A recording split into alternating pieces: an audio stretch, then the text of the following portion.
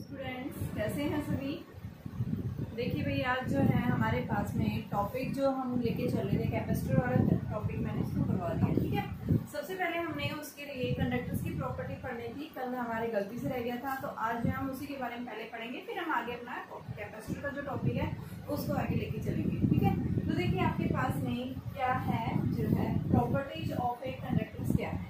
पहली प्रॉपर्टी क्या होती है कि कोई भी कंडक्टर जो होता है उस कंडक्टर के इनसाइड, यानी कि मान लो ये आपके पास में क्या है, एक कंडक्टर इन एनी शेप के अंदर। ठीक है, इस कंडक्टर के अंदर क्या होता है, ए large number of free electrons रहते हैं। यानी हम क्या बताते हैं, कंडक्टर्स क्या होते हैं, conductors are the materials which contains conductors are the materials which contains a large number of free electrons। ठीक है, इस कंडक्टर के अंदर क्या होता है, लार्ज नंबर ऑफ इलेक्ट्रॉन्स रहते हैं। ठीक है, ये इलेक्ट्रॉन्स जो है क्या कर रहे हैं, इनसाइड जो है इसके अंदर फ्रीली मूव कर रहे हैं। यानी एक इलेक्ट्रॉन इस साइड मूव कर रहा है, एक इधर कर रहा है, एक इस साइड कर रहा है, यानी कि ना क्या करते हैं, ये रैंडमली मूव कर रहे हैं किसी भी कंडक्टर के इनसाइड। ठीक है, तो क्या बताएंगे कि क्या करता है, contains a large number of free electrons which are moving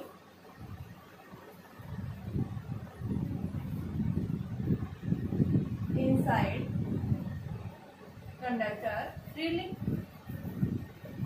क्या करते हैं, ये फ्रीली इनसाइड जो है कंडक्टर के इनसाइड जो है फ्रीली मूव करते हैं इन एनी डायरेक्शन के अंदर। तो सबसे पहले हम क्या बताते हैं कि आपके पास में क्या है, कंडक्टर्स क्या होते हैं। कंडक्टर्स यानी क्या होते हैं, कंडक्टर्स आधा जो है ए large number of free electrons होते हैं, जो क्या करते हैं इसके अंदर कंडक्टर के अंदर इलेक्ट्रॉन्स होते हैं, फ्री इलेक्ट्रॉन्स, ये क्या करते हैं, रैंडमली मूव करते हैं। दूसरी प्रॉपर्टी हम क्या बता रहे हैं, इन इलेक्ट्रोस्टैटिक्स के अंदर, इन इलेक्ट्रोस्टैटिक्स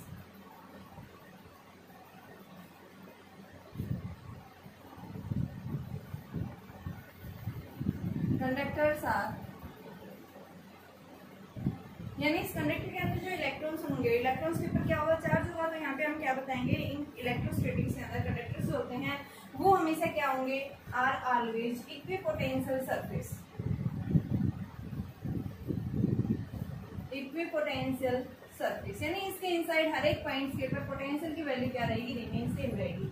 ऐसा नहीं कि यहाँ पे कुछ हो रहा है यहाँ कुछ हो रहा है। तो यहाँ क्या बताएंगे, कंडक्टर के इनसाइड जो है इक्विपोटेंशियल सरफेस, यानी पोटेंशियल जहाँ क्या रहता है, कांस्टेंट रहता है इस सरफेस के हर एक पॉइंट्स के ऊपर, सरफेस के ऊपर भी और इनसाइड भी। ठीक है, तो यहाँ पे हम क्या बताएंगे कि क्या है, ये एक इक्विपोटेंशियल सरफेस होता है। थर्ड नेक्स्ट प्रॉपर्टी जो हम पढ़ चुके हैं, हमेशा चार्ज जो है रिसाइड करता है, charge resides on the outer surface of conductor। कि अगर मान लो आपने कंडक्टर के इनसाइड कोई चार्ज रखा है, तो वो चार्ज जो है यहाँ पे ना होगा, कि कहाँ जाएगा, पूरा चार्ज जो है इसके सरफेस के ऊपर, अंदर नेगेटिव चार्ज इंड्यूस हो जाता है और बाहर पॉजिटिव चार्ज इंड्यूस हो जाता है। तो यानी कि अंदर वाला जो चार्ज है ये क्या हो जाता है, जितना पॉजिटिव चार्ज यहाँ इसके, यानी जितना चार्ज यहाँ रखा उतना ही नेगेटिव चार्ज इंड्यूस हो जाता है। तो यानी हमारा जो ये कंडक्टर है अंदर से क्या हो जाता है, न्यूट्रल हो जाता है। ठीक है, पूरा चार्ज यानी इस कंडक्टर के इनसाइड चार्ज जो हमेशा क्या होगा, जीरो होगा। पूरा का पूरा चार्ज जो है वो कहाँ रिसाइड करता है, इसके सरफेस के ऊपर। नेक्स्ट प्रॉपर्टी हम क्या बताते हैं कि फील्ड लाइंस जो होती हैं वो क्या होती हैं, perpendicular to the surface. Next property क्या बताएंगे कि फील्ड लाइंस जो आएंगी, electric field lines are the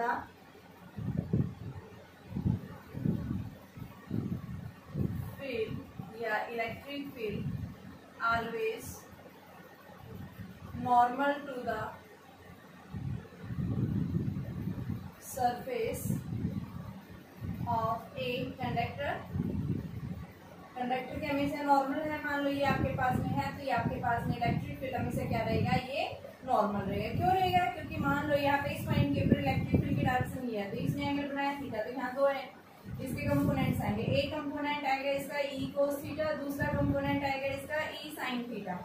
तो ये क्या कह रहा है, यहाँ पे जो चार्ज पार्टिकल होगा वो इलेक्ट्रिक फील्ड क्या करेगा, उस चार्ज पार्टिकल पे फोर्स डालेगा, फोर्स के कारण वो पार्टिकल क्या करेगा, यानी इलेक्ट्रिक फील्ड के कारण वो चार्ज पार्टिकल क्या करने लग जाता है, मूवमेंट करना शुरू कर देता है। क्यों, क्योंकि इलेक्ट्रिक फील्ड उस चार्ज पार्टिकल पे क्या डालेगा, फोर्स डालेगा, और फोर्स लगने की वजह से कि वो क्या करेगा, पॉजिटिव हमने माना था, इसके ऊपर कैसा चार्ज है, पॉजिटिव इलेक्ट्रिक फील्ड की डायरेक्शन में जाएगा तो क्या करेगा ये कि चार्ज पार्टिकल जो है इलेक्ट्रिक फील्ड की डायरेक्शन के अलोंग क्या करना लग जाता है, मूवमेंट करना शुरू कर देता है। और जब कोई भी चार्ज पार्टिकल क्या कर रहा है, मूवमेंट कर रहा है, मूव करना शुरू कर रहा है, तो उसके मोशन के कारण यानी इलेक्ट्रॉन्स के मोशन के कारण क्या हो जाता है, करंट प्रोड्यूस हो जाता है। तो यानी हम पढ़ क्या रहे हैं, इलेक्ट्रोस्टैटिक्स पढ़ रहे हैं। इलेक्ट्रोस्टैटिक्स के अंदर हमारा चार्ज क्या होना चाहिए, रेस्ट में होना चाहिए। तो यानी हम क्या बताएंगे कि इस इलेक्ट्रिक फील्ड का टेंजेंशियल कंपोनेंट के कारण यहाँ क्या प्रोड्यूस हो जाता है, करंट इंड्यूस हो जाता है। बट हम पढ़ क्या रहे हैं, इलेक्ट्रोस्टैटिक्स पढ़ रहे हैं। इलेक्ट्रोस्टैटिक्स में हमारा चार्ज क्या होना चाहिए, रेस्ट में होना चाहिए। ठीक है, तो वो कौन से कंपोनेंट के कारण पॉसिबल है, ई साइन थीटा के कारण। ठीक है, तो यहाँ पे हम क्या बताएंगे कि आपके पास में जो है इस कंपोनेंट के कारण जो है यानी कि हमारा जो वर्क डन है वो क्या हो जाता है, जीरो हो जाता है। लेकिन इसके कारण वर्क डन जीरो नहीं होता है। तो यहाँ पे क्या लेंगे कि इलेक्ट्रिक फील्ड का क्या होना चाहिए, सरफेस के हमेशा नॉर्मल कंपोनेंट होना चाहिए। ठीक है, नेक्स्ट प्रॉपर्टी क्या बताते हैं कि किसी भी कंडक्टर के इनसाइड ए कंडक्टर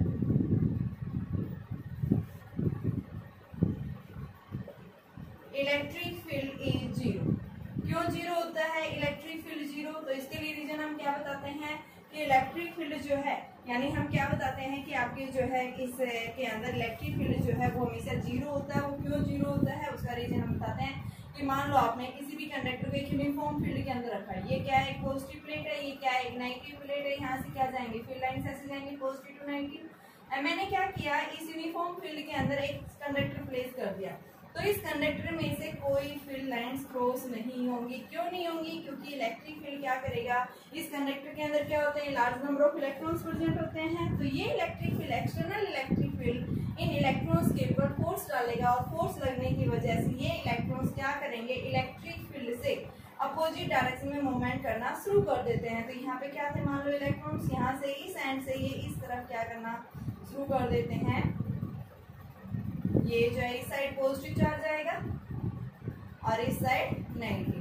तो इस साइड यानी क्या कर लेते हैं, खुद का एक इलेक्ट्रिक फील्ड इंड्यूस कर लेते हैं। और ये इलेक्ट्रिक फील्ड जब तक इंड्यूस करते रहेंगे जब तक कि इनका इंटरनल इलेक्ट्रिक फील्ड यानी इंड्यूस फील्ड जो है एक्सटर्नल फील्ड के इक्वल ना हो जाए। जैसे ही इंटरनल फील्ड यानी इंड्यूस फील्ड इस एक्सटर्नल फील्ड के इक्वल हो जाएगा, नेट फील्ड जो है हम क्या बताएंगे, क्या हो जाएगा, जीरो। की ई इंड्यूस माइनस ई एक्सटर्नल दोनों क्या हो गए, इक्वल हो गए। तो हम क्या बताते हैं, किसी भी कंडक्टर के इनसाइड जब इस कंडक्टर को आप यूनिफॉर्म फील्ड के अंदर प्लेस करते हैं तो इस कंडक्टर के अंदर से कोई फील्ड लाइंस क्रॉस नहीं होंगी। इसके अंदर इलेक्ट्रिक फील्ड हमेशा क्या रहेगा, जीरो रहेगा। क्यों, उसका रीजन बताएंगे कि क्या हो जाएगा, इसमें अपना कंडक्टर जो है इसके अंदर large number of free electrons रहते हैं। एक्सटर्नल फील्ड क्या करता है, उन फ्री इलेक्ट्रॉन्स के ऊपर फोर्स डालता है और उस फोर्स के कारण ये जो फ्री इलेक्ट्रॉन्स हैं ये क्या करेंगे, एक्सटर्नल फील्ड से अपोजिट डायरेक्शन में मूवमेंट करना शुरू कर देते हैं, अपना खुद का एक इलेक्ट्रिक फील्ड इंड्यूस कर लेते हैं। एक साइड यानी कंडक्टर के एक साइड कैसा चार्ज हो जाता है, पॉजिटिव, एक साइड कैसा आ जाता है, नेगेटिव। ठीक है, पॉजिटिव यानी एक्सटर्नल फील्ड से हमेशा अपोजिट डायरेक्शन में इलेक्ट्रॉन मूव करते हैं, क्योंकि negative charge particle, electric field positive charge particle होता तो उसको इलेक्ट्रिक फील्ड की डायरेक्शन में मूव कराता। ठीक है, लेकिन यहाँ चार्ज कैसा है, नेगेटिव है, तो इलेक्ट्रिक फील्ड क्या करेगा, उस इलेक्ट्रॉन के ऊपर फोर्स डालेगा, उसको अपोजिट डायरेक्शन में क्या करेगा, एक्सेलरेट करेगा। तो यहाँ पे क्या बताएंगे कि ये पॉजिटिव से नेगेटिव अपोजिट डायरेक्शन में इलेक्ट्रिक फील्ड इस कंडक्टर के इनसाइड इंड्यूस हो गया है। और ये इलेक्ट्रिक फील्ड इस कंडक्टर के इनसाइड जब तक इंड्यूस होता रहेगा जब तक कि यहाँ पे इलेक्ट्रिक फील्ड एक्सटर्नल फील्ड के इक्वल ना हो जाए। एक कंडीशन ऐसी आती है जहाँ पे एक्सटर्नल फील्ड किसके इक्वल हो जाता है, इंटरनल फील्ड के इक्वल हो जाता है। उस केस में हम क्या बताते हैं कि यहाँ पे जो है हमारा ये इक्विलिब्रियम में आ गया, यानी वहाँ पे नेट फील्ड जो है यानी क्या हो गया, जीरो हो गया। ठीक है, तो ये हमारे पास में आ गई है। नेक्स्ट प्रॉपर्टी हम बताएंगे कि फील्ड इंटेंसिटी जो होती है किसी भी कंडक्टर के सरफेस के ऊपर इलेक्ट्रिक फील्ड इंटेंसिटी जो आती है वो किसके इक्वल है। तो देख लो बेटा एक बार ये रिवाइज देखो, मैंने क्या क्या बताया। सबसे पहले कंडक्टर्स क्या होते हैं, कंडक्टर्स के अंदर एक large number of free electrons रहते हैं जो क्या करते हैं, इन ऑल डायरेक्शन में मूव करते रहते हैं अंदर।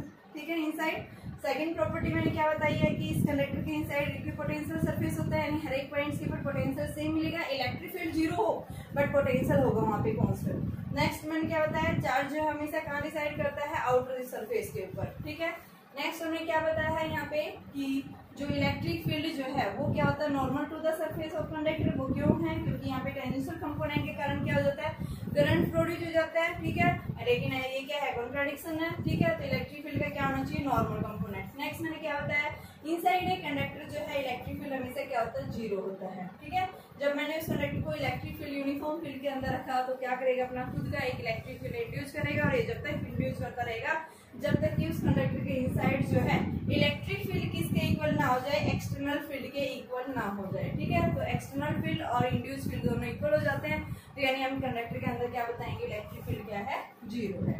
ठीक है, ये चार्ज हमेशा जीरो क्यों होते हैं, इसके रीजन क्या बताओगे, तो यहाँ पे आप इसको गॉस थ्योरम अप्लाई कर सकते हैं। मान लो यहाँ पे मैंने अप्लाई किया कि किसी भी कंडक्टर के इनसाइड जो है चार्ज जीरो क्यों होता है, तो हम गॉस थ्योरम इसको समझा सकते हैं। देखो मान लो ये आपके पास में एक कंडक्टर है,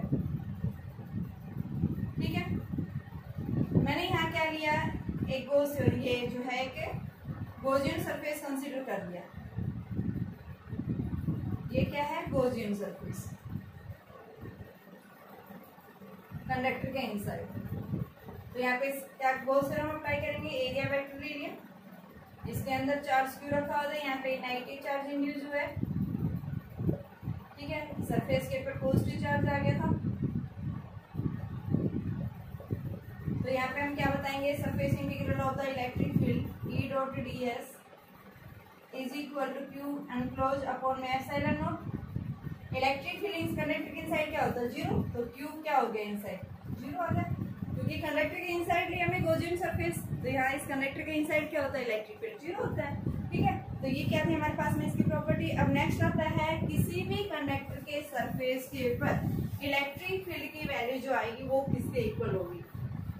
ठीक है, ये भी हमने वैल्यू निकाली थी, मैंने इलेक्ट्रिक फील्ड का टॉपिक करवाया था बेटा, एनसीईआरटी के क्वेश्चंस करवाए थे, उसके अंदर हम पढ़ चुके हैं। ये एक बार मैं फिर से रिवाइज करवा देती हूँ कि किसी भी कंडक्टर के सरफेस के ऊपर इलेक्ट्रिक फील्ड कितना आता है, electric field resides on the surface of a conductor, और ये हमेशा कैसी होती है, नॉर्मल। तो मान लो ये हमने क्या लिया है, एक कंडक्टर लिया, ठीक है, कंडक्टर के सरफेस के ऊपर हम बताते हैं चार्ज रिसाइड करता है, तो हमने क्या लिया, यहाँ पे एक सरफेस कंसीडर कर लिया जिसमें से इसका स्मॉल पोर्शन अंदर की तरफ जा रहा है, कुछ पोर्शन ये बाहर है। ठीक है, गॉसियन सरफेस ले लिया मैंने। ठीक है, तो यहाँ से हमारे पास में दो सरफेसेस, एक फेस ही आ रहा है, दूसरा फेस ही आ रहा है, गॉस थ्योरम अप्लाई करेंगे तो क्या आएगा आपके पास, ये अंदर की तरफ है, इलेक्ट्रिक फील्ड यहाँ क्या है, जीरो, इस फेस के ऊपर निकालना है हमें तो। ठीक है, जब इसकी सरफेस चार्ज डेंसिटी क्या दे रखी है, सिग्मा, इलेक्ट्रिक फील्ड यहाँ पे पॉजिटिव चार्ज है, इलेक्ट्रिक फील्ड आउटवर्ड जाएगी, एरिया वेक्टर भी इसका कहाँ जाएगा, आउटवर्ड जाएगा। ठीक है, तो by using the Gauss theorem, surface integral of electric field is equal to total charge enclose. अब चार्ज जो इसकी सरफेस चार्ज डेंसिटी दे रखी है बेटा इसकी, तो आपने क्या पढ़ा है, sigma is equal to Q by A, तो क्यू किसके इक्वल आ गया, सिग्मा ए। यहाँ इसमें क्या लिखेंगे, ई बाहर निकालना है, डीएस का क्या हो गया, ए मान लो इसको, और ये क्या आ गया, सिग्मा ए अपॉन में एप्सिलॉन नॉट, ए से A cancel, inside electric field zero हो जाएगा, हमें ओनली आउटसाइड मिलेगा ये, तो ये क्या आ गया, आउटसाइड, कंडक्टर के आउटसाइड जो फील्ड मिलेगा क्या आएगा, सिग्मा अपॉन में एप्सिलॉन, और डायरेक्शन आउटवर्ड है इसलिए एन कैप लगा देते हैं। ठीक है, तो यानी हम क्या बताते हैं, किसी भी कंडक्टर के सरफेस के ऊपर इलेक्ट्रिक फील्ड जो आएगा वो क्या आएगा, सिग्मा अपॉन में एप्सिलॉन नॉट। ठीक है, नेक्स्ट प्रॉपर्टी अगर हम क्या कर रहे हैं, मान लो अगर आप क्या ले रहे हैं, एक कंडक्टर ले रहे हैं और उस कंडक्टर को आपने क्या कर दिया, अर्थिंग कर दिया। ये मैंने कल ही बताया था, उस परसों बताया था कि आपके पास में एक कंडक्टर है, इस कंडक्टर के ऊपर चार्ज था, और अगर आपने इसको एक वायर के थ्रू क्या कर दिया, अर्थिंग कर दी है। जब भी हम किसी भी बॉडी को, कंडक्टर को अर्थिंग कर रहे हैं तो उसका पोटेंशियल क्या हो जाता है, यानी आप इसको क्या कर देगी, पॉजिटिव चार्ज यानी इलेक्ट्रॉन्स भेजेगी और न्यूट्रल बना देगी, तो पोटेंशियल क्या हो जाएगा इसका, जीरो। ठीक है, तो हम क्या बताते हैं, अर्थिंग करने पर अगर किसी भी कंडक्टर को क्या कर दिया है, if a conductor is grounded, conductor is grounded, it's potential is zero, क्या हो जाता है, इसका पोटेंशियल हमेशा जीरो हो जाता है। ठीक है, नेक्स्ट हम क्या बताते हैं, अगर आपके पास में कोई भी एक आइसोलेटेड कंडक्टर है, आइसोलेटेड कंडक्टर मैंने कल बताया था, स्फेरिकल कंडक्टर जो होता है उसको हम क्या बोलते हैं, आइसोलेटेड कंडक्टर, और स्फेरिकल या आइसोलेटेड कंडक्टर के अंदर क्या होता है बेटा, एक सिंगल कंडक्टर होता है, दूसरा यानी कि उसकी प्लेट हम दूसरी कहाँ बताते हैं, इंफिनिटी के ऊपर। हमारा जो आइसोलेटेड कंडक्टर होता है ये कैपेसिटर की तरह बिहेव करता है, ठीक है। क्या बताएंगे, isolated conductor behaves as a capacitor, जिसकी एक प्लेट तो यहाँ पे रखी हुई है, दूसरी प्लेट कहाँ पे, इंफिनिटी के ऊपर, जहाँ पे कैपेसिटेंस जो है यानी आइसोलेटेड कंडक्टर जो है कैपेसिटेंस जो होती है इसकी क्या आएगी, 4 पाई एप्सिलॉन नॉट आर, ये हमने कल निकाला था, ठीक है। क्योंकि कंडक्टर है ये आपका स्फेरिकल, हमारे अर्थ क्या है, स्फेरिकल कंडक्टर है, ठीक है। तो हम क्या बताते हैं कि सबसे पहले देखो कैपेसिटेंस निकालने के लिए मैंने फॉर्मूला बताया था बेटा, कैपेसिटेंस कैसे निकालते हैं, सबसे पहले हमें क्या चाहिए, इलेक्ट्रिक फील्ड, इलेक्ट्रिक फील्ड के बाद पोटेंशियल चाहिए, पोटेंशियल जब हमारा आ जाता है तो इसकी सी की डेफिनेशन क्या होती है, Q बाई V, यहाँ हम V पुट कर देंगे, क्या आ जाएगा हमारा जो है ये कैपेसिटेंस आ जाता है, ठीक है। तो यहाँ पे हम क्या बता रहे हैं, अगर आप किसी भी आइसोलेटेड कंडक्टर को भी क्या कर देते हैं, ग्राउंडेड कर देते हैं, तो उसका चार्ज जो है, मान लो ये आपके पास में स्फेरिकल कंडक्टर था, इसको अगर आपने क्या कर दिया, ग्राउंड कर दिया, तो इसका चार्ज जो है वो क्या हो जाएगा, 0 हो जाएगा, ठीक है।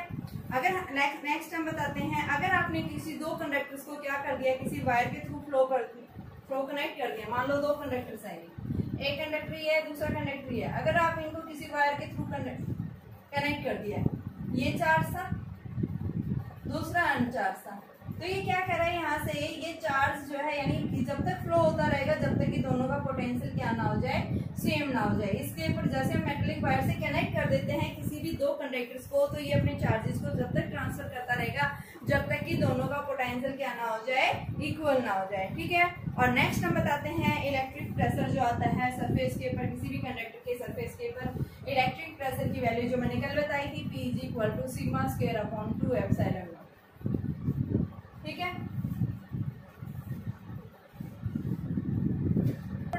आती है बेटा हमारे पास में, मान लो आपके पास में ये कंडक्टर है, इस कंडक्टर के इनसाइड जो है, अगर आप क्या ले रहे हैं, कैविटी ले रहे हैं, ठीक है। कंडक्टर के इनसाइड मान लो ये आपके पास कंडक्टर था, इसके सरफेस के ऊपर क्या था, चार्ज कैसा था, पॉजिटिव चार्ज था। तो इस पॉजिटिव चार्ज के कारण आउटसाइड इलेक्ट्रिक फील्ड हमें क्या मिलता है, आउटवर्ड मिलता है, पॉजिटिव है ये, ठीक है। सरफेस के हमेशा नॉर्मल होता है इलेक्ट्रिक फील्ड। इसके इनसाइड अगर मैं क्या लूं, एक कैविटी ले लूंगी, कैविटी का मतलब क्या है, यहाँ पे एक जो है स्पेस छोड़ दिया आपने, एक छेद कर दिया है, यहाँ पे कैविटी कर दिया, तो इस कैविटी के इनसाइड इलेक्ट्रिक फील्ड हमेशा क्या होगा, 0 होगा, ठीक है।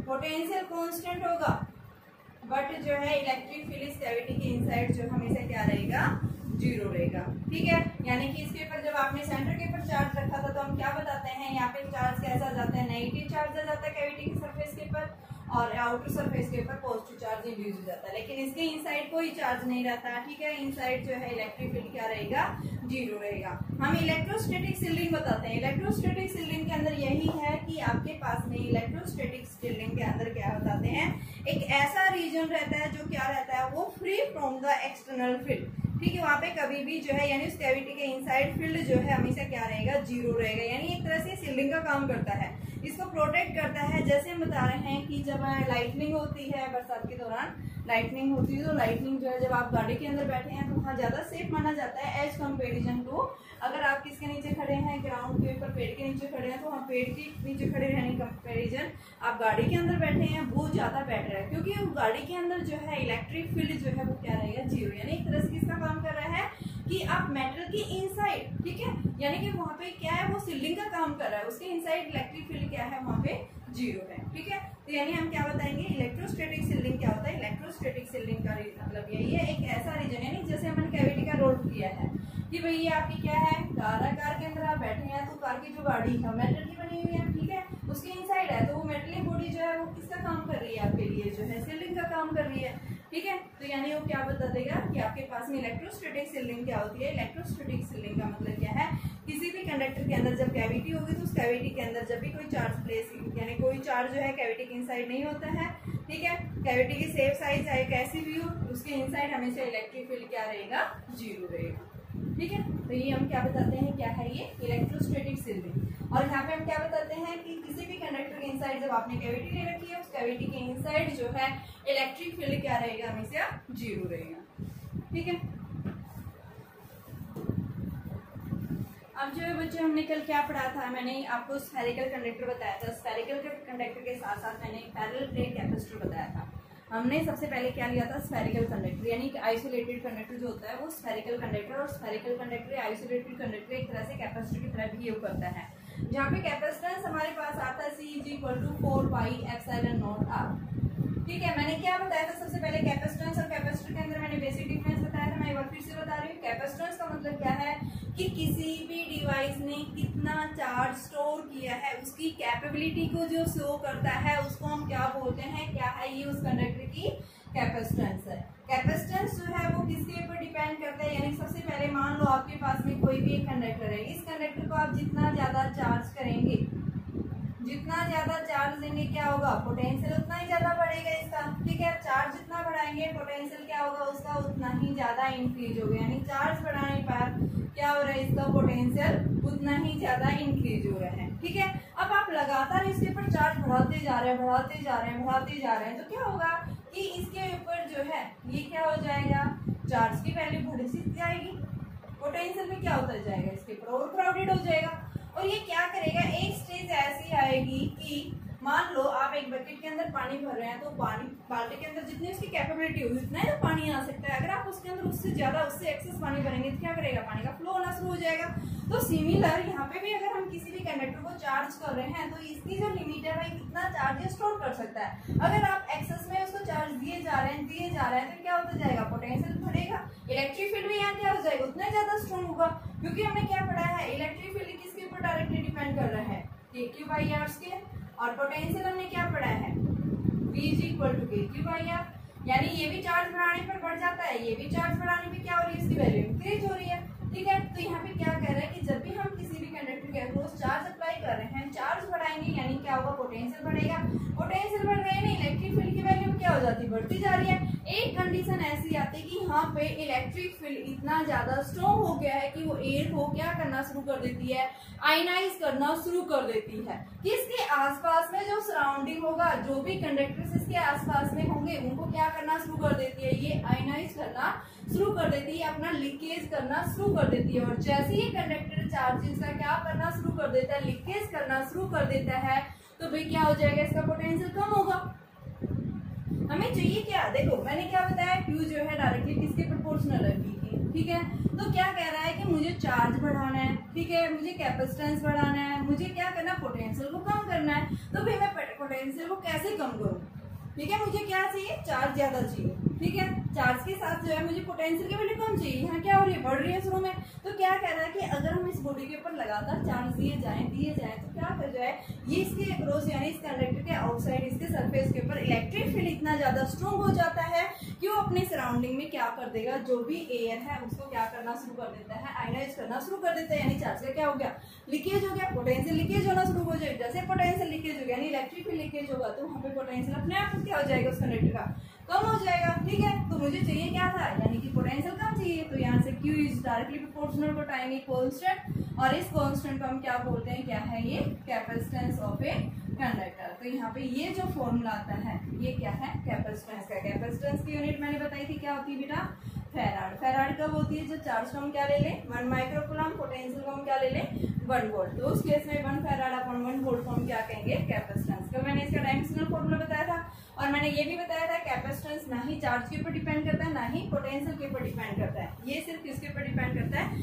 शेप एंड साइज के ऊपर डिपेंड करता है, और आपने ये मीडियम किस तरह का ले रखा है उसके ऊपर डिपेंड कर रहा है। ठीक है, कि शेप साइज यानी एरिया के ऊपर, और साथ में मैंने किसके ऊपर बताया था कि डी के ऊपर। डी क्या है, डिस्टेंस। पहले आपके पास जो भी प्लेट्स हैं यानी कि 2 कंडक्टर्स होना जरूरी है उसके लिए। ठीक है, अब देखो स्फेरिकल कंडक्टर, फिर मैंने बताया था कि जो आपका आइसोलेटेड कंडक्टर जो होता है उसके लिए वैल्यू निकालती C=Q/। आइसोलेटेड कंडक्टर के लिए पोटेंशियल क्या होता है, KQ अपॉन में R, Q से Q कैंसिल, और K की वैल्यू क्या होती है, 4πε0r। ठीक है, तो यानी डायरेक्टली प्रोपोर्शनल है ये रेडियस ऑफ कर्वेचर के ऊपर। ठीक है, अर्थात के लिए कैपेसिटेंस निकाल सकती, रेडियस कितनी होती है, 6.4 × 10⁻⁻⁶। और यहाँ पे जब हमने इसकी वैल्यू रखी तो हमारे पास सबका कैपेसिटेंस क्या आता है, 711 माइक्रोफेराड। ठीक है, अब अगर मैं किसी कंडक्टर की मुझे कैपेसिटेंस चाहिए तो क्या कह रहा है, अगर हम 1 फेराड चाहिए तो उसके लिए रेडियस जो है मैंने कल निकाली थी, लगभग कितनी आ रही थी, ये 9 गुना 10 की पावर 9 के आसपास कुछ वैल्यू आती है। अगर आर मैंने क्या रखा है, ये सी मैंने क्या रखा था, 1 फेराड रखा था, तो यहाँ पे हमारे पास में इसकी रेडियस जो है वो इतनी आ गई थी, और इतनी ज्यादा रेडियस जो है हमारी अर्थ की भी नहीं है, यानी बहुत ज्यादा है, और ऐसा पॉसिबल नहीं है प्रैक्टिकली कभी भी। ठीक है, नेक्स्ट जो हम क्या बताते हैं इसकी लिमिटेशन, आइसोलेटेड कंडक्टर की वो लिमिटेशंस क्या थी कि भाई जो एनर्जी जो है वो क्या है, बाउंडेड स्टेट के अंदर नहीं है, वो इन्फिनिटी तक जा रही थी। ठीक है, कैपेसिटर क्या करता है, एनर्जी को, चार्ज को स्टोर करता है।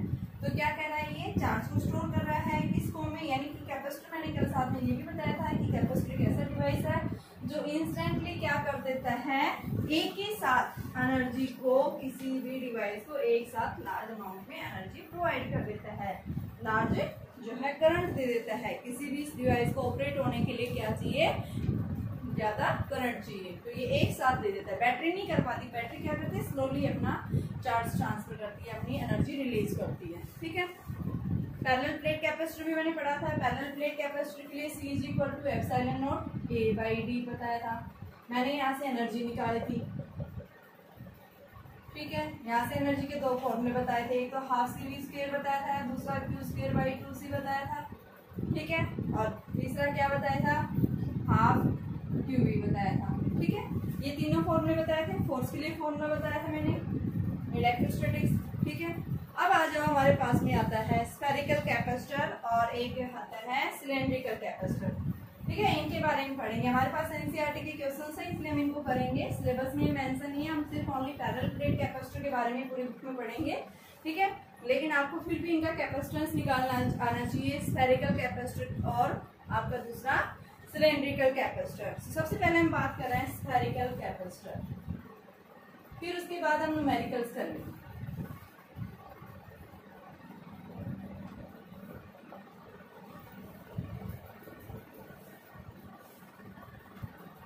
देखिए बेटा, इसके लिए हम सबसे पहले दो जो है स्फेयर्स कंसीडर करेंगे। एक स्फेयर है जिसकी रेडियस हमारे पास में क्या है, A है, दूसरे स्फेयर की रेडियस क्या है, B है। ठीक है, हमारे पास में क्या है, दो स्फेरिकल सेल्स हैं जिसकी एक की रेडियस जो है हमने क्या मानी है, A मान रखी है, दूसरे की हमने क्या मान रखी है, B मान रखी है। ठीक है, ये क्या है, इसका सेंटर है। हमने क्या किया है, इसको स्फेरिकल सेल को अंदर वाले के ऊपर चार्ज -Q चार्ज प्लेस किया। ठीक है, ये क्या है, इसके अंदर कैविटी है। ठीक है, दूसरा क्या कह रहा है यहाँ पे कि -Q चार्ज जब यहाँ प्लेस किया तो इसके इनसाइड जो है क्या हो गया, +Q चार्ज इंड्यूस हो गया, और -Q चार्ज कहाँ जाएगा, आउटर सरफेस के ऊपर, तो उसका हमने क्या कर दिया, आउटर सरफेस का हमने अर्थिंग कर दिया। ठीक है, इसके ऊपर हम अर्थिंग दिखा सकते हैं इसके कि भाई आउटर सरफेस के ऊपर जो चार्ज आएगा उसका हमें क्या कर देंगे, अर्थिंग। हम ओनली अंदर की तरफ जो चार्ज इंड्यूस हुआ है उसकी बात कर रहे हैं। ये कैसा है, +Q चार्ज है। ठीक है, हमें क्या निकालना है, यहाँ से कैपेसिटेंस निकालना है। तो कैपेसिटेंस निकालने के लिए मैंने कल भी आपको बताया था बेटा, क्या चाहिए, कैपेसिटेंस निकालने के लिए इलेक्ट्रिक फील्ड, पोटेंशियल और फिर C is equal to Q by V। ठीक है, यहाँ इस कैपेसिटर के ऊपर चार्ज कैसा दिया हुआ है, -Q या Q आपके पास दिया हुआ है। ठीक है, तो इसके लिए देखो, हमारे पास में कैपेसिटर जब भी बनता है जब हमारे पास में क्या होंगी, दो प्लेट्स होंगी। एक प्लेट कैसी होगी, पॉजिटिव, दूसरी प्लेट कैसी होगी, नेगेटिव। तो हम दोनों प्लेट्स के बीच में जो स्पेस होगा वहां पे क्या करेगा, वो एनर्जी को स्टोर करेगा, किस फॉर्म में, इलेक्ट्रिक फील्ड के फॉर्म में। तो हमारे पास में क्या है, स्फेरिकल कंडक्टर ये ले लिया, दूसरा स्फेरिकल कंडक्टर ये ले लिया। ठीक है, यहाँ पे रेडियस A है, इसकी रेडियस क्या है, B है। ठीक है, यहाँ पे अंदर वाले जो स्फेयर है इसको हमने चार्ज दिया -Q, तो इंड्यूस चार्ज हो गया, आउटर चार्ज जो आएगा इसके सरफेस पे अर्थ में ट्रांसफर हो गया। तो हमारे पास में दो प्लेट्स थी, ये जो स्फेरिकल कंडक्टर्स हैं, एक प्लेट ये होगी, दूसरी प्लेट ये होगी। ये दोनों क्या करें, अपोजिट टाइम का क्या है, इनके ऊपर चार्ज है, तो यानी क्या करेंगे, कैपेसिटर की तरह बिहेव करेंगे। ठीक है, तो यहाँ पे इन दोनों प्लेट्स के बीच में क्या होगा, जो है ये इलेक्ट्रिक फील्ड एनर्जी के फॉर्म में क्या करेगा, ये चार्ज को स्टोर करेगा। तो अब हमारा एम क्या है, यानी कि हमें क्या देखना है कि देखिए इस इनसाइड जो सेल है इसके इनसाइड यहाँ पे क्या है, इलेक्ट्रिक फील्ड 0 है, आउटसाइड भी इलेक्ट्रिक फील्ड क्या है, 0, क्योंकि यहाँ ना ही चार्ज है ना ही आउटसाइड कोई चार्ज है। जो चार्ज है वो इस रीजन के अंदर है। ठीक है, तो इसके लिए हम क्या लेंगे, सबसे पहले इलेक्ट्रिक फील्ड निकालना है। तो we have to electric field in between, किसके बीच में बेटा, जो है ए और बी के बीच का, यानी आप क्या बताएंगे यहाँ पे जो इलेक्ट्रिक फील्ड लाई कर रहा है वो कौन से रीजन के अंदर लाई कर रहा है हमारे पास में, जहाँ पे हम क्या बताएंगे डिस्टेंस जो है वो क्या है बी से, यानी कि आपके पास में जो है लेस है और ए से क्या है ग्रेटर है। ठीक है, तो यहाँ पे हम क्या बताएंगे कि जो आर जो है वो क्या है ग्रेटर है किससे, ए से, बट लेस देन है किससे, बी से। इस रीजन के अंदर हमारे पास में क्या है इलेक्ट्रिक फील्ड। तो इसके लिए हम क्या करेंगे गॉसियन सरफेस कंसीडर करेंगे और उस गॉसियन सरफेस की रेडियस हमने सेंटर से कितनी मान ली, आर रेडियस मान ली, ये आर रेडियस, और ये हमारे पास में गॉसियन सरफेस हो गया। इस गॉसियन सरफेस के अंदर चार्ज है यहाँ पे, ठीक है, तो यहाँ पे इलेक्ट्रिक फील्ड ये आ गया, एरिया वेक्टर भी किधर आएगा, इधर ही आएगा। ठीक है, तो यहाँ पे हम गॉस थ्योरम अप्लाई करेंगे, तो ये गॉस थ्योरम क्या कहता है, यानी कि phi is equal to E dot D S.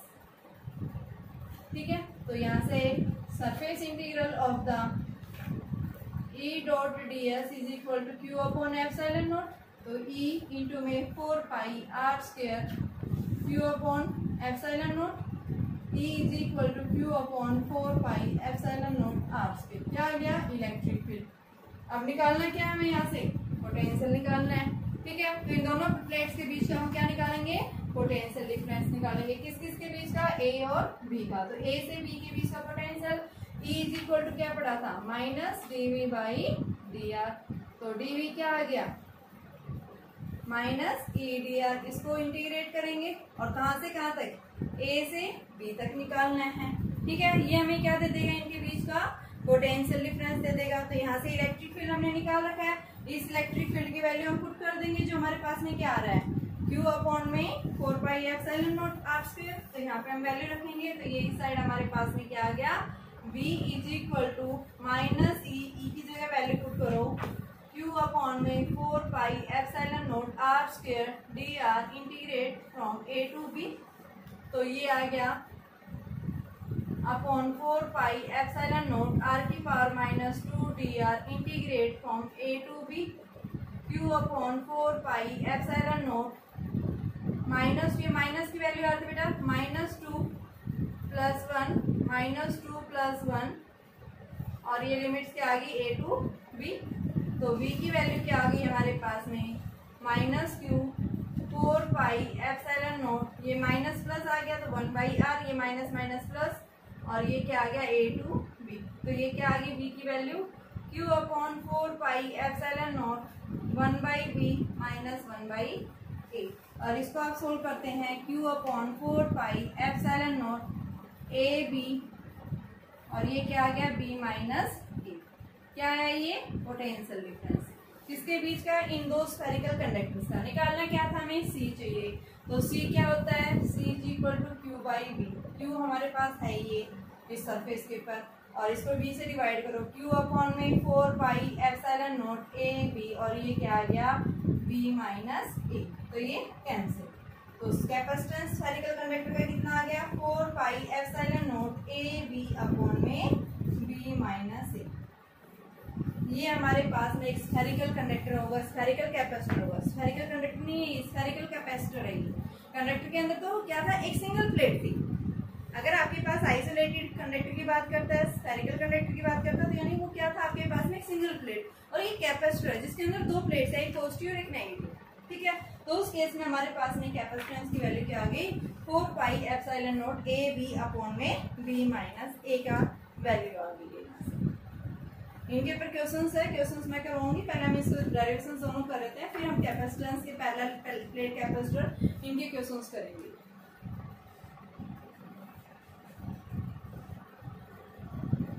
अभी आता है सिलेंड्रिकल कैपेसिटर, यानी इनके नाम से इंडिकेट हो रहे हैं सिलेंडर शेप में क्या है, कैपेसिटर है। ठीक है, अब तक जो हमने पढ़ा था कैसा था, स्फेरिकल कैपेसिटर। अब हमारे पास में सिलेंडर शेप का क्या है कैपेसिटर। तो हमने क्या लिया है, यहाँ पे दो सिलेंडर कंसीडर किए। तो एक सिलेंडर हमारे पास ये है जिसकी रेडियस क्या दी हुई है आपके पास में A।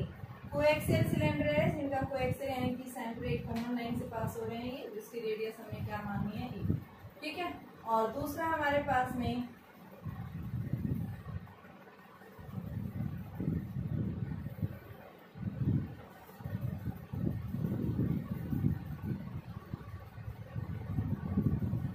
ये, इसकी रेडियस हमने क्या मानी है, a मानी है। इसकी a है और इसकी बाहर वाले की दूसरा है, इसकी रेडियस क्या है, इसके सेंटर से b है। ठीक है, इसकी जो रेडियस हम क्या मान दिखा देंगे, a रेडियस। जो लेंथ इसकी क्या है, l है। इसकी लेंथ के कंपेरिजन यानी l जो है वो क्या है, very very larger than radius. ठीक है ना, a और b से, इस a और b के कंपैरिजन क्या है, यहाँ पे लार्जर है, तो इस वजह से हम क्या कर देते हैं यहाँ पे कि जो है इसकी फ्रिंज इफेक्ट, फ्रिंज इफेक्ट मैंने बताया था क्या होता है, जैसे मैंने बताया था दो प्लेट्स होती हैं, एक ऐसी पॉजिटिव प्लेट, एक ऐसी होती है नेगेटिव प्लेट। तो यहाँ इनके बीच में यूनिफॉर्म फील्ड एग्जिस्ट करता है और एंड्स के ऊपर फील्ड हमारा ऐसा जाता है, तो ये हमारा क्या कहलाता है, फ्रिंज इफेक्ट कहलाता है। ठीक है, या फिर हम क्या बोलते हैं इसको, एज इफेक्ट। एज इफेक्ट के अंदर क्या होता है, यहाँ फील्ड कैसा होता है, नॉन यूनिफॉर्म होता है। तो इस नॉन यूनिफॉर्म फील्ड को हम क्या कर सकते हैं, नेगलेक्ट कर सकते हैं। कब नेगलेक्ट कर सकते हैं, कि जब इनके बीच की डिस्टेंस जो है वो क्या होगी, अगर स्मॉल होगी। ठीक है, इसके कंपैरिजन, इसके साइज के कंपैरिजन, कैपेसिटी के साइज यानी उसका एरिया के कंपैरिजन। ठीक है, तो यहाँ पे हम क्या बताते हैं, एज इफेक्ट को हम क्या कर रहे हैं, नेगलेक्ट कर रहे हैं, फ्रिंज इफेक्ट या एज इफेक्ट। ठीक है, तो यहाँ पे हमने क्या लिया बेटा, देखो दो सिलेंडर लिए, वो एक्सेल सिलेंडर जिनकी रेडियस a है, दूसरे की रेडियस हमने क्या बताई है, b रेडियस है। ठीक है, यहाँ अंदर वाले के ऊपर चार्ज कैसा है, -q, और बाहर वाले पे ये दूसरे वाला जो है इसके ऊपर चार्ज कैसा इंड्यूस हो जाएगा, +q चार्ज इंड्यूस हो जाएगा। ठीक है, अब ये जो है आपके पास में +q चार्ज इंड्यूस जो है यहाँ पे, बाहर कैसा आ जाएगा, माइनस, इसको हम क्या कर देते हैं, अर्थिंग कर देते हैं। ठीक है, हमारे पास में तो क्या चाहिए, ओनली पैरेलल प्लेट कैपेसिटी चाहिए। ठीक है, तो हमारे पास एक प्लेट पॉजिटिव होगी, एक प्लेट नेगेटिव होगी। ठीक है, यहाँ पे हम क्या लेंगे, हमें क्या निकालना है, इलेक्ट्रिक जो है पोटेंशियल चाहिए, तो इलेक्ट्रिक पोटेंशियल निकालने के लिए हमें क्या चाहिए, इलेक्ट्रिक फील्ड। ठीक है, तो उसको निकालने के लिए हम इन दोनों के बीच में क्या करेंगे, कंसिडर करेंगे एक गॉसियन सरफेस, जो इस तरह से गॉसियन सरफेस लाइक है, जिसकी रेडियस हमने क्या माननी है, r माननी है। इस गॉसियन सरफेस के सेंटर से रेडियस हमने क्या मान ली है, ये r कंसीडर कर ली है ये। ठीक है, तो by using the Gauss theorem क्या कहती है, E dot E ds Q enclosed upon epsilon naught. E हमें निकालना है, एरिया वेक्टर, और ये दोनों मैंने क्या लिया है, सेम डायरेक्शन में, एरिया वेक्टर भी इधर ही है और इलेक्ट्रिक फील्ड भी, क्योंकि आपके पास नेगेटिव है ये। ठीक है, नेगेटिव होगा तो अंदर की तरफ। ठीक है, तो हम अंदर की तरफ दिखा देंगे इसमें। ठीक है बेटा, तो यहाँ पे ई इंटू में ds, ds क्या आ गया इसका, आपके पास सरफेस एरिया जो है इस सिलेंडर का क्या होता है, जब इसकी लेंथ l है, रेडियस r है, तो क्या हो जाएगा 2πrl, और चार्ज जो है इसकी लिनियर चार्ज डेंसिटी दे रखी है सिलेंडर की, कितनी, lambda. Lambda is equal to क्या होता है, q/l होता है। तो आपके पास में q जो है क्या आ गया, लैम्डा l, तो यहाँ पे हम पुट कर देंगे लैम्डा l अपॉन में एप्सिलॉन नॉट, l से l कैंसिल, e की वैल्यू क्या आ गई, lambda upon 2π epsilon naught r। क्या निकालना है, potential, E is equal to क्या पड़ा था, -dv/dr, तो dv क्या आ गया, e/dr, माइनस का ये इंटीग्रेट करेंगे इसको, कहाँ से कहाँ तक, a to b चाहिए हमें पोटेंशियल डिफरेंस, तो ये भी, और e की वैल्यू रखो, लैम्डा अपॉन 2π एप्सिलॉन नॉट बाहर आ गया, और अंदर क्या बच गया, 1/r dr, इसका इंटीग्रेट, माइनस वैल्यू है ये, a to b, 1/r dr का इंटीग्रेशन क्या होता है, 1/x dx का log x, तो ये आगे आपके पास में minus lambda upon 2π epsilon naught, और यहाँ से हम देखो माइनस क्या है, तो इसकी लिमिट चेंज कर सकते हैं। तो यहाँ से मैं इस माइनस को हटाने के लिए इसकी लिमिट्स जो है b to a कर रही हूँ, और यहाँ मैं लिखती हूँ 1/r dr। तो ये हमारे पास में आ गया बेटा, v is equal to lambda upon 2π epsilon naught log of r, और इसकी लिमिट्स b to a, तो lambda upon 2π epsilon naught log a minus log b। ठीक है, तो यहाँ से हम क्या लिखेंगे, log a minus log b आई है वैल्यू, तो इसको हम क्या लिख सकते हैं, log a अपॉन में b की फॉर्म में हम इसको लिख सकते हैं। ठीक है, तो यहाँ से हम क्या लिखेंगे, ये हमारे पास में क्या आई है, पोटेंशियल की वैल्यू आई है ये तो। ठीक है, और इस पोटेंशियल की वैल्यू जो हमारे पास में कितनी आ रही है, लैम्डा अपॉन में 2 पाई epsilon naught log of a upon b आई। ठीक है, अब हमें क्या करना है, इसकी वैल्यू को निकालना है। कैपेसिटेंस, कैपेसिटेंस क्या होता है, C is equal to Q by V, Q की जगह लैम्डा एल, बी क्या है, लैम्डा अपॉन में 2 पाई एप्सिलॉन नॉट है ये वैल्यू, और ये log जो है इसके साथ में लगा देंगे। तो देखिए मैं यहाँ से लिख रही हूँ, कैपेसिटेंस के लिए हम फॉर्मूला लिखेंगे, v की वैल्यू जो है हमारे पास में log a अपॉन b है, तो यहाँ से हम क्या लिखेंगे इसकी वैल्यू को, C is equal to Q by B, Q की जगह लैम्डा एल अपॉन में b की वैल्यू क्या आ गई, लैम्डा अपॉन में 2 पाई एप्सिलॉन नॉट, और यहाँ से log ऑफ a अपॉन में b, तो लैम्डा से lambda cancel, 2 pi epsilon naught L log of a upon b, और ये क्या है बेटा c। अब देखो कई बुक्स में क्या दिखा रखा है, यहाँ से आपको जो है log b अपॉन a की फॉर्म में दिखा रखा होगा। ठीक है, तो आप इसको log a अपॉन b मैंने इसलिए ले लिया क्योंकि यहाँ से मैंने इसकी लिमिट्स को चेंज कर दिया है बेटा। ठीक है, ये माइनस साइन हटाने के लिए जो है हमने क्या कर दिया है, इसको जो है मैंने क्या ले दिया कि आपके पास में ये वैल्यू जो आ रही थी, या फिर आप इसको इसी फॉर्म में रहने दो, a टू b लिया था, a टू b जाना था, तो इसको a टू b रखो आप। माइनस साइन सिर्फ हम बताएंगे किसके लिए होता है, तो ये a to b log b log a, ठीक है, log b अपॉन में a और log b अपॉन में a आ जाएगी। ठीक है, e इज इक्वल टू क्या था, माइनस dv बाई dr, उसके अंदर हमने पुट की थी, तो ये आपके पास में, और e और dr जो है, देखो यहाँ पे ये आपका नेगेटिव चार्ज पार्टिकल था, तो नेगेटिव फील्ड इलेक्ट्रिक फील्ड क्या होगा, अंदर की तरफ डायरेक्टेड होगा, एरिया वेक्टर किधर होगा, बाहर की तरफ होगा, तो एरिया वेक्टर आपका इधर जा रहा है, इलेक्ट्रिक फील्ड इधर जा रहा है, तो दोनों एक दूसरे को अपोज कर देंगे, तो माइनस माइनस क्या हो जाएगा, यानी कि क्या है, नेगेटिव साइन यहाँ इंडिकेट कर रहा है, here negative indicates E and dr are opposite, एक दूसरे की डायरेक्शन अपोजिट होने की वजह से माइनस आ रहा, तो इस माइनस को हम यहाँ से हटा देंगे। ठीक है बेटा, हमने इसको यहीं खत्म कर दिया। तो क्या आ गया हमारे पास में, ये सिलेंड्रिकल कैपेसिटेंस का जो है, आपको सिर्फ फॉर्मूला याद रखना है, डेरिवेशन हमारे सिलेबस में नहीं है, एनसीईआरटी क्वेश्चन दिया हुआ है, इसके ऊपर 2 क्वेश्चन है, स्फेरिकल के ऊपर भी है और सिलेंड्रिकल के, इसलिए हमने इस फॉर्मूले को ड्राइव किया है। ठीक है, इसके लिए क्या है, 2 पाई एप्सिलॉन नॉट एल अपॉन में log b अपॉन में a, और स्फेरिकल के केस में क्या था आपके पास में जो है, उस केस में हमने देखा था कि आपके पास में वैल्यू कितनी आती, 4 pi epsilon naught a b अपॉन में b माइनस a। ठीक है,